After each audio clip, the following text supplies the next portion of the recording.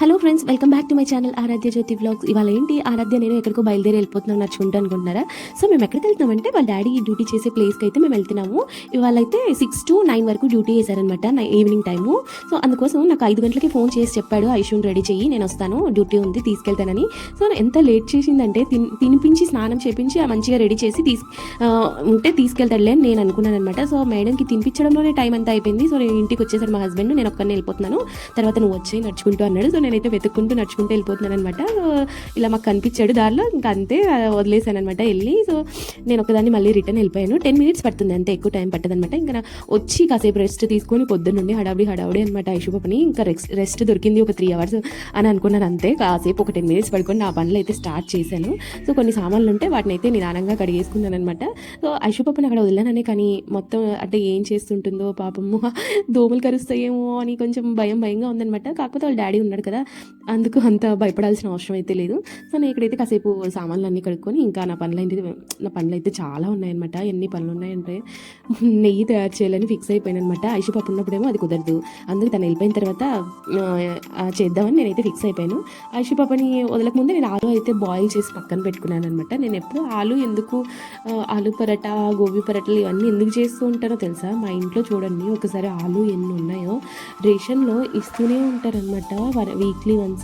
So అవన్నీ అయిపోకముందే మళ్ళీ ఇక్కడ ఆలు వచ్చాయి. సో ఇవన్నీ ఏం చేయాలో నాకు తెలియట్లేదు. ఫ్రెంచ్ ఫ్రైస్ అని అవన్నీ ఇవన్నీ చాలా చేసుకోవచ్చు, కాకపోతే ఆయిలీ ఫుడ్ అన్నా ఆలు అంటేనే భయం ఫస్ట్. ఎందుకంటే మోకాలు నొప్పులు వస్తాయి అని చెప్తూ ఉంటారు కదా మన ఆంధ్రాలో.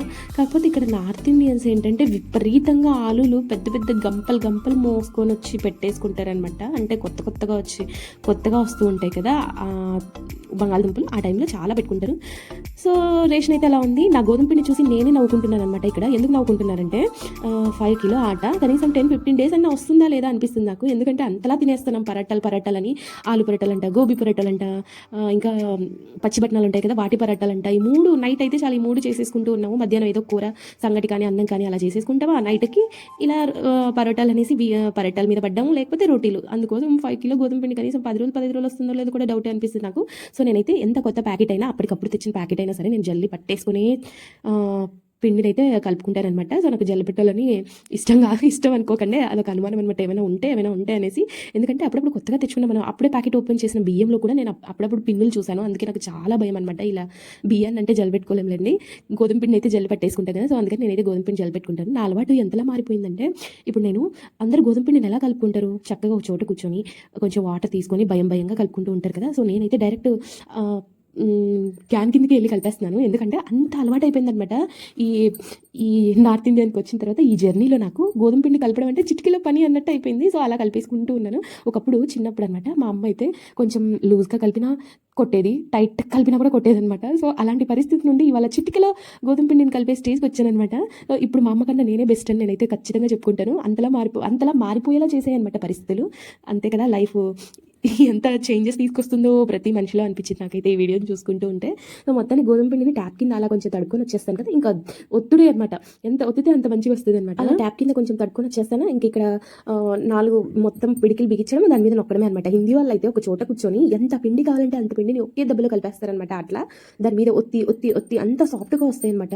ఒక 10 minutes కానీ 5 minutes కానీ ఓపిక ఉంటే ఒక 10 minutes, లేకపోతే ఒక 5 minutes అలా నొక్కుతూ ఉంటే కొంచెం ఒకవేళ గట్టిగా అనిపిస్తే పైన వాటర్ చిలికించుకోవడం, అలా ఒత్తుకుంటూ ఉండడం అంట. సో ఇలా చేయటం వల్ల, చేసి పక్కన పెట్టుకోవడం వల్ల రోటీ అనేది చాలా సాఫ్ట్గా వస్తుంది, చాలా బాగా వస్తుంది అనమాట. మరీ పిండి లూజ్ అవ్వకూడదు, మరీ టైట్ అవ్వకూడదు. అలా ప్రెస్ చేస్తే మన వేల్ని లోపలికి వెళ్ళేటట్టు అలా చేసుకోవాలన్నమాట. సో మొత్తానికి నాకైతే గోధుమ పిండి కలపడం బాగా ఎక్స్పీరియన్స్ అయిపోయింది. రోటీలు చేయడం కానీ, పరాటాలు చేయడం కానీ చాలా ఎక్స్పీరియన్స్ అయిపోయిందని చెప్పాలన్నమాట. సో ఇలా అయితే పిండి కలుపుకోండి, మీరు కూడా ఒకసారి ట్రై చేయండి, చాలా బాగా వస్తాయి.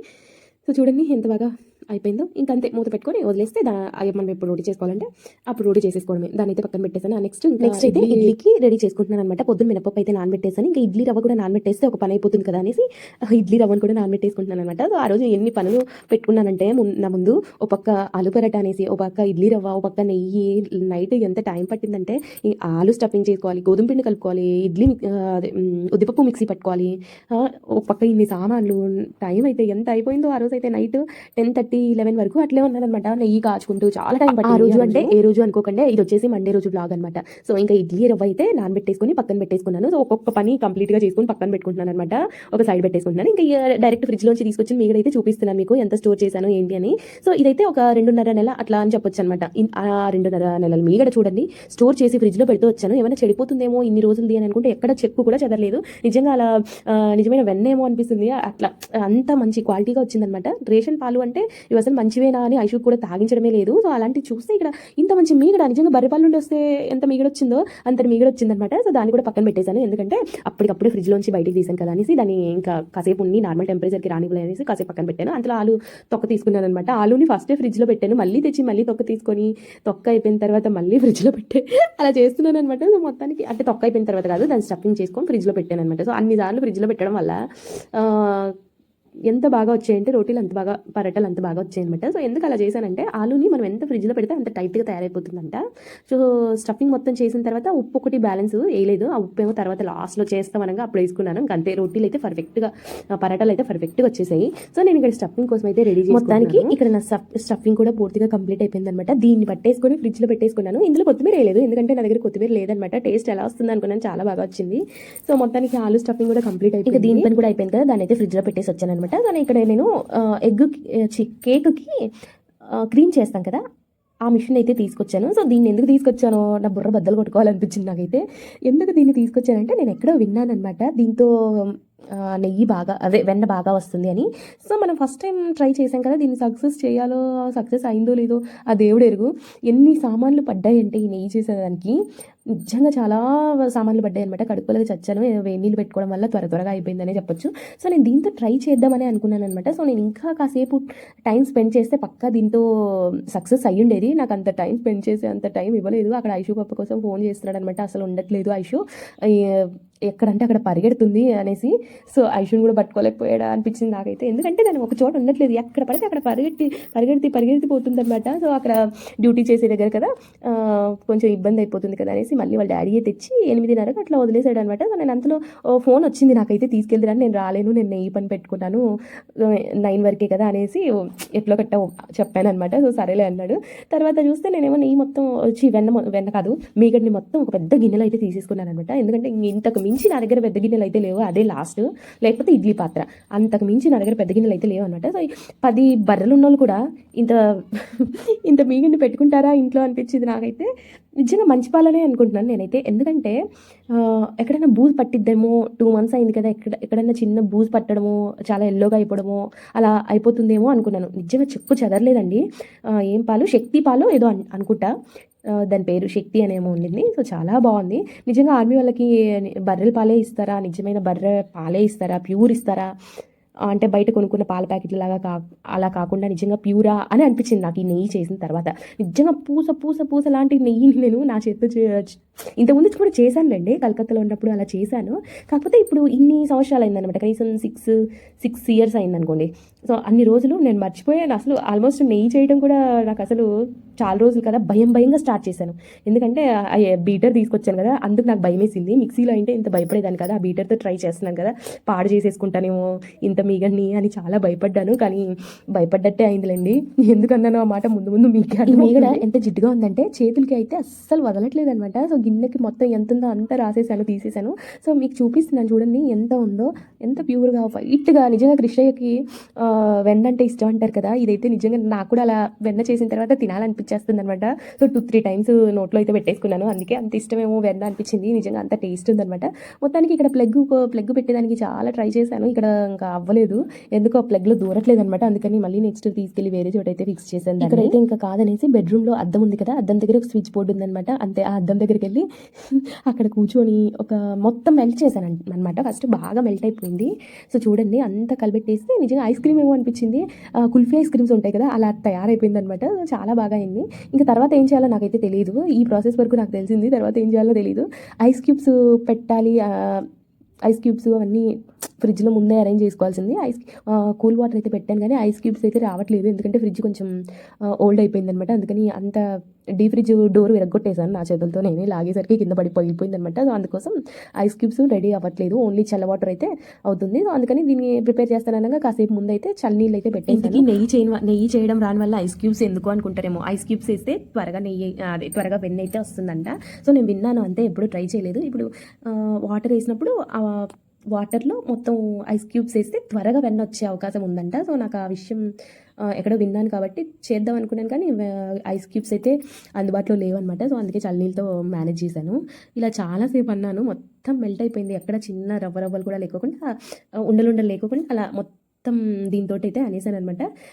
ఐస్ క్రీమ్ కాస్త ఎలా అయిపోయిందంటే పెరుగు పాలు ఇంకెలా అయిపోయిందో నాకు తెలియదులేండి. సో మొత్తం మెల్ట్ అయిపోయింది అనమాట, బాగా నీట్గా నుజ్జు చేసేసాను అని చెప్పాలి. ఇంకా కింద నుండి పైకి కలిపెట్టాలి, ఏం చేయాలో తెలియక కేక్ సామాన్ ఒకటి తీసుకొచ్చాను అనమాట, దాంతో కలిపెట్టేశాను. ఇంకా తర్వాత ఏం చేయాలో ఇంకా అర్థం కావట్లేదు. ఇంకా వాటర్ వేసి కింద కూర్చొని కాసేపు, పైన కూర్చొని కాసేపు కలిపెడుతూనే ఉన్నాను అనమాట. సో నేను ఇక్కడ చేసిన మిస్టేక్ ఏంటంటే, కేక్ బీటర్కి ముందు పక్క అవి స్టిక్స్ ఉన్నాయి కదా, నేను వేరేటి యూస్ చేశాను, ఏదైతే యూస్ చేయాలో వాటిని యూస్ చేయలేదనమాట. సో అది విప్ క్రీమ్ యూస్ చేయొచ్చు, దీని కేక్ నెయ్యి తీసేదానికి చేయొచ్చేమో అనుకొని ఈ స్టిక్స్ తీసుకొచ్చి పెట్టాను అనమాట. సో ఇక్కడ ఇదేనేమో నేను చేసిన తప్పు, ఇంకోటి తీసుకొచ్చినంటే అయిపోయి ఉండేదేమో. ఇంకా నేను ఇంకొంచెం టైం స్పెండ్ చేసి ఉంటే ఒకటేసారి మొత్తం వెన్న లేసొచ్చేది, కాకపోతే అంత టైం నేను స్పెండ్ చేయలేకపోయాను. ఇంకా మళ్ళీ కాసేపటి తర్వాత కింద కూర్చొని మొత్తం కూల్ వాటర్ యాడ్ చేశాను అనమాట. సో అవి యాడ్ చేసి కాసేపు తిప్పాను, ఇక్కడ నా సహనం కోల్పోయిందనమాట. సో ఇంకా కాసేపు ఇంకో 5 minutes అలా ట్రై చేసుంటే ఏమన్నా బెనిఫిట్ ఉండేదేమో, ఇంకా నా వల్ల కాలేదనమాట. ఇదేం పంచాయతీ అనేసి మొత్తం అన్ని పీకి అక్కడ వేసేసి వెళ్ళి మిక్సీలోనే కొట్టుకున్నాను అనమాట. ఈ పని ముందే ఎందుకు చేయలేదో నాకు అర్థం కాలేదు, ఏదో పెద్ద ట్రై చేద్దాము చేసి చూద్దాం అనేసి ఈ బీటర్తో ట్రై చేశాను, కానీ ఫ్లాప్ అయిపోయింది అనమాట. అందుకే నాకైతే ఒక బుద్ధి అయితే వచ్చిందనమాట, ఎప్పటి వెన్న అప్పుడు నెయ్యి తీసుకోవడం బెస్ట్, ఇలా స్టోర్ చేసుకో చెప్పడం మర్చిపోయాను. మధ్యలో కవ్వం కూడా తీసుకొచ్చాను, ఈ కవ్వం ప్రెస్ చేసి పైకి లేస్తుంది అనమాట. ఇది మజ్జిగ చేసేది, దీన్ని కూడా వెన్న దిద్దామని ఏదో పెద్ద ఆయుధం అయితే తీసుకొచ్చాను అనమాట. ఇది దీంతో చేశాను, చాలా ట్రై చేశాను. సో ఇంకా నా వల్ల కాలేదు, మట్టిలాగా వచ్చేస్తుంది, అంటే చాలా రోజులు అయింది యూజ్ చేసి, అందుకు మట్టిలాగా కనిపిస్తూ ఉందన్నమాట. సో అందుకని కడిగి తీసుకొచ్చాను, అయినా కూడా దీన్ని ఇంకా లోపలికి స్టిక్ ఉంది కదా, ఆ లోపల నుండి మట్టి అయితే వస్తున్నట్టు అనిపించింది. సో దాన్ని కూడా పక్కన పడేసాను అనమాట. ఇంకా నెక్స్ట్ మిక్సీ దగ్గరికి వెళ్ళిపోయాను. ఇప్పుడు దీన్ని అంతా తీసుకెళ్ళి కొంచెంగా మిక్సీలో అయితే పట్టేసుకున్నాను అనమాట. సో చూడండి, వెన్న అయితే వచ్చేసింది, నా పని కంప్లీట్ అనమాట, సక్సెస్ అయిపోయింది. చాలా హ్యాపీ అనిపించింది వెన్నని ఇలా చూసుకోగానే. సో మొత్తానికి వెన్న అయితే వచ్చేసింది అనమాట, సాధించేసాను. ఎన్నిసార్లు మిక్సీ పట్టాల్సి వచ్చిందో, అందుకే నేను ఈ ఎక్కువ చాలా మిగడుంది కదా అనేసి నేను బీటర్ని ట్రై చేశాను అనమాట. అక్కడ ఇంతసేపు ఎవరు చేస్తారని మొత్తానికి నడు నొప్పి అయితే వచ్చేసింది, అలా నించోని అంత చాలా పనులు చేసేసరికి ఆ రోజు. ఏదైతే నేను మొత్తానికి ప్యూర్ వెన్న, తెల్ల వెన్న అయితే సాధించేసానులేండి. ఒక 2 times అయితే మిక్సీ తిప్పి వెన్న పట్టేశాను అనమాట, మీగండి పట్టేశాను అంతే. ఇంకా ముక్కాలు భాగం అయితే అలాగే ఉంది, ఇంకా నా పని అవ్వలేదు. 8:30కి అంతా ఐషు పాప ఇంటికి వచ్చేసింది. ఎందుకు వాళ్ళ డాడీ తీసుకొచ్చి వదిలేశాడంటే, ఇంకా వాళ్ళ డాడీ వల్ల అవ్వలేదంట, నేనైతే పట్టుకోలేకపోతున్నాను, ఒక చోటు ఉండట్లేదు, అక్కడ చెట్లన్నీ బీకేస్తుంది, వాటి దగ్గరికి వెళ్ళిపోతుంది, ఉండట్లేదు అనేసి వచ్చి వదిలేసి వెళ్ళిపోయాడు అనమాట. సో ఇక్కడ నన్ను ఏం డిస్టర్బ్ చేయలేదులేండి, ఒక 10-15 minutes కాసేపు ఆడుకునింది అనమాట. ఆ చున్నీతో పడుకొని అలా ఆడుకొని అలాగే నిద్రపోయింది. సో తర్వాత ఏంటంటే, ఎక్కడికి వెళ్ళిపోయావు నాన్న, నన్ను వదిలేసి వెళ్ళిపోతావా అంటే వచ్చి హగ్ చేసుకుంటుంది అనమాట. అన్నీ అర్థమైపోతున్నాయి మా ఐషు పాపకి. ఐషు పాప పడుకున్నాకేమో నేను తర్వాత నా పని అయితే నేను చేసుకున్నాను అనమాట. సో చూడండి, 2-3 timesకే ఇంత వచ్చేసింది అనమాట. ఇంకా వాటర్ వేయటము, మళ్ళీ ఎక్కువ వాటర్ యాడ్ చేశాను అనమాట మిక్సీలో, ఎక్కువ వాటర్ మళ్ళీ ఎక్కువ ఫుల్ చేశాను అనుకోండి, చిమ్మేస్తుంది, ఎంత వేయాలో అంతే వాటర్ వేయాలని అర్థమైపోయింది. సో మొత్తానికి 10 times అన్న తిప్పేసి ఉంటాను మిక్సీని, అంటే అన్ని సార్లు పడింది అనమాట. ఇంత పెద్ద ప్రాసెస్ చాలా టైం పడుతుందని నేను చిన్న ప్రాసెస్లో వెతుక్కున్నాను, అది ఫెయిల్ అయింది. నెక్స్ట్ టైం కొంచెం చేసుకున్నప్పుడు ట్రై చేస్తాను, అప్పుడన్నా సక్సెస్ అవుతుంది. నేను ఇన్ని రోజులు నెయ్యి తీయకపోవడానికి కారణం ఏంటంటే, గ్వాలియర్కి వచ్చిన ఫస్ట్లో క్యాంటీన్కి వెళ్ళాం కదా, సో అప్పుడు నేను 1 లీటర్ నెయ్యి అయితే తీసుకొచ్చుకున్నాను. ఎందుకంటే మేము నెయ్యి లేకపోతే రోటీలు అస్సలు తినలేకపోతున్నాం అనమాట, అందుకని 1 లీటర్ నెయ్యి అయితే తీసుకున్నాను. సో అది ఉంది కదా అనేసి అంతవరకు మేనేజ్ చేయొచ్చులే, ఇంకా తర్వాత ఎప్పుడో సరి చేసుకోవచ్చు వెన్న అని అలా స్టోర్ చేసి పెట్టుకున్నాను. ఒక రోజు చేసి, అంటే ఒక క్యారీ అన్నా చేసుకొని ఉండాల్సింది, ఇంకో క్యారీ ఇంకొక నెక్స్ట్ డే చేసుకొని ఉండాల్సింది. సో మొత్తం ఒకటేసారి వేసి రుబ్బి పడేసాను, అందుకే పెద్ద దెబ్బొచ్చి పడింది అనమాట నాకైతే.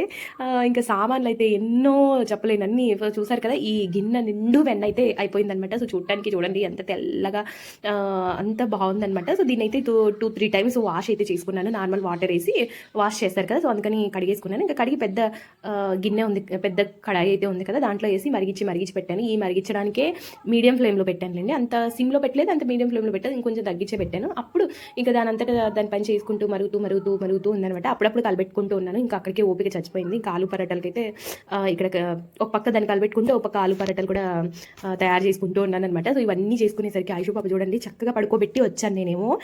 ఇక్కడికి వచ్చి చూస్తే అప్పటికి వాళ్ళ డాడీ వచ్చిన్నాడు అనమాట. సో వచ్చి చూస్తే వింతగా పడుకొని ఉంది, ఇలా ఎవరు పిల్లో మీదకి వచ్చి పడుకుంది. సో ఇంకా నయం లేదు. ఎప్పుడో నైట్ 8:30కి అట్లా పడుకుంటే పొద్దున తెల్లవారి 8 కాదు 7:30కి అలా లేసింది అనమాట. సో అంతసేపు నిద్రపోయింది.